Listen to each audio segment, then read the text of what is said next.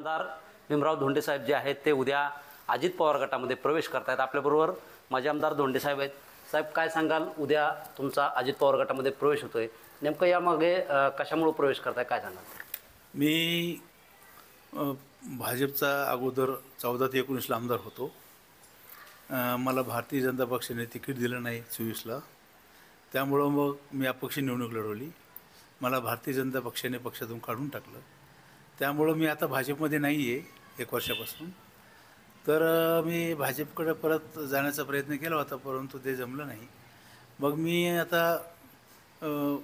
पक्ष जो आहे महायुतीमधला अजितदादांचा, त्या पक्षामध्ये मी जाण्याचा निर्णय घेतलेला आहे.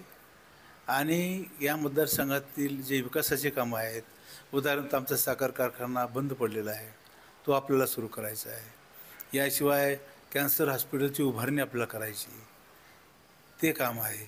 याशिवाय एक मतदारसंघामध्ये माझे युरोपचे काही मित्र आहेत, ते मध्ये आले होते आणि त्यांनी सांगितलं की असं आपण लेबर बेस्ड इंडस्ट्री या भागामध्ये उभा करू.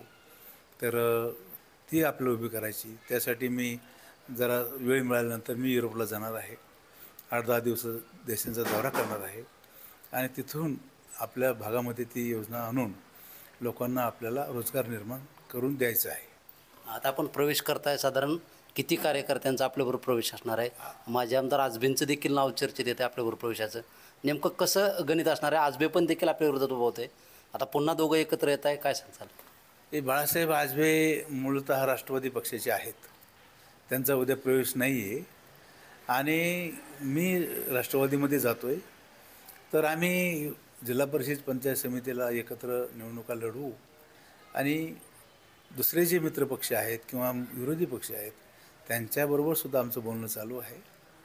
निवडणुकाला थोडा वेळ आहे, परंतु मी सर्वसाधारण विचार करून असा निर्णय घेतला आहे की अजितदादांचं नेतृत्व हे खंबीर नेतृत्व आहे, आश्वासक नेतृत्व आहे.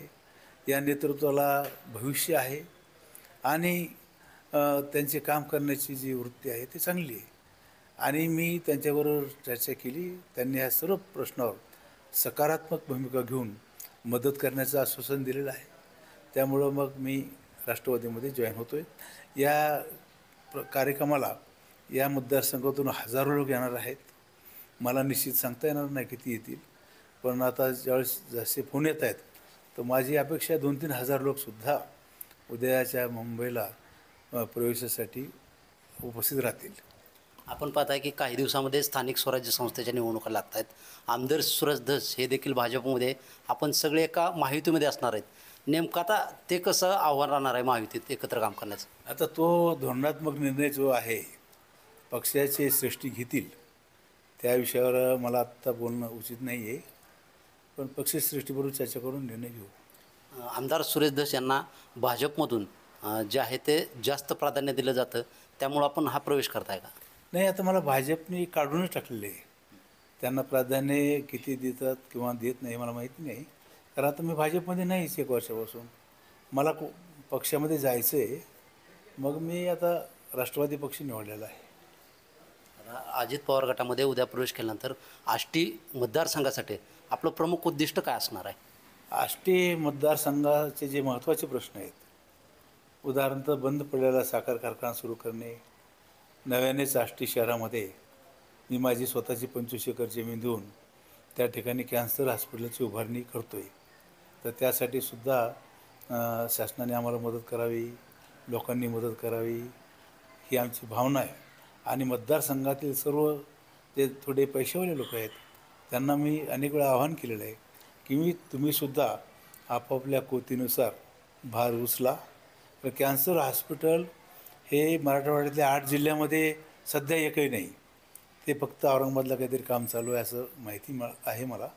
परंतु कॅन्सर एकट्या बीड जिल्ह्यामध्ये आज घडीला 25,000 लोकांना कॅन्सर झालेला आहे. शेजारच्या नगर जिल्ह्यामध्ये 47,000 लोक कॅन्सरने पीडित आहेत. ह्या सर्व लोकांना मुंबई, पुणे, टाटा हॉस्पिटलला जाणं अवघड जातं, खर्चिक होतं. या सर्व गोष्टीचा विचार केल्यामुळं